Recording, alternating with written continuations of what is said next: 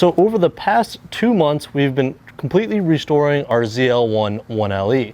Now the previous owner used this as a dedicated track car, which means both the front bumper and both sides of the fenders needed to be replaced. We have just received our front bumper back from paint, which means it's finally time to go ahead and reinstall all of the grills and canards from our stock bumper. So in order to get the front bumper resprayed, we had to take off all the stock trim pieces. And I figured while we were doing so, we'd pick up a brand new ZL1 1LE front splitter, again, to get rid of all of those rock chips and pitting that was in the stock splitter to begin with. So let's go ahead, dive straight into the uninstall, reinstall the stock parts, and then take a step back and see how the car looks.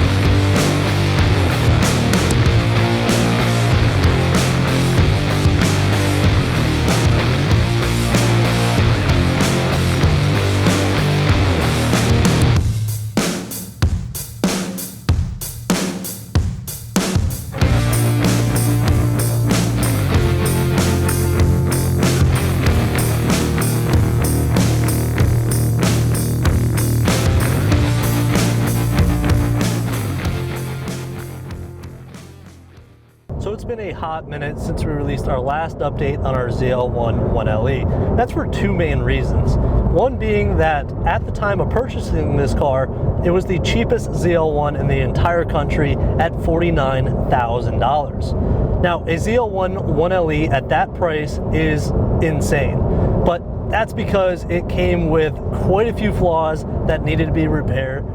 So we had a spray painted front fender, we had two major dents in the fenders, and then the front end was absolutely littered with rock chips, almost to the point where the black paint almost looked white. So we went ahead and redid the entire front end to bring it back to how it looked when it came off a showroom floor. Now, our second major issue was a misfire on the ZL1 1LE. Now, we know this car was a dedicated track car and driven religiously at the limit, and it's starting to show some of that age and wear and tear. So we're actually headed to a dealership right now to try to go ahead and diagnose some of those issues and get this car back on the road, back to its former glory. So when you're buying a used car, you can kind of expect some of these issues to come up, some of these repairs to need to happen, but a lot of this was just time consuming, getting all of the parts and everything back together. So now that we're back here, I'm really excited to share this new stage of the build with all of you. And when we're talking about the new stage of the build, I want to talk to you guys about what our big plans are next for our ZL1 1LE and where we're going to start with modifying this car. So back at our garage, we have built up a couple of parts that we are now ready to install in this car. So one of the first videos that it's going to be rolling out regarding our ZL1 and an upgrade that I think all of us really enjoy is we're going to be putting on a Borla Attack exhaust with the MPP functionality so that you can hear the differences between a stock exhaust with an MPP, obviously as the ZL1 comes, and the Borla Attack, their loudest option. Now I had this on my SS and I absolutely loved it. So again, we're going to be installing it here on our ZL1 1LE. Now also in the sound and noise department, we are going to be installing a Rotofab intake. Now the Rotofab intake apparently wakes up the throttle input of the car and also adds to the driving experience by getting a little bit more of that induction sound or that supercharger whine into the cabin.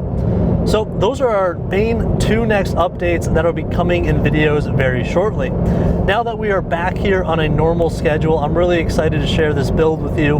And the next video that we release has an update that I'm sure a lot of you guys are not going to expect. I'm extremely excited to share it with you, so make sure that you're subscribed, like and comment on this video down below to see and let me know whether you think we did a good job at repairing our ZL1 1LE. And until next time, keep building, keep racing, and I'll see you guys in the next one. Peace out.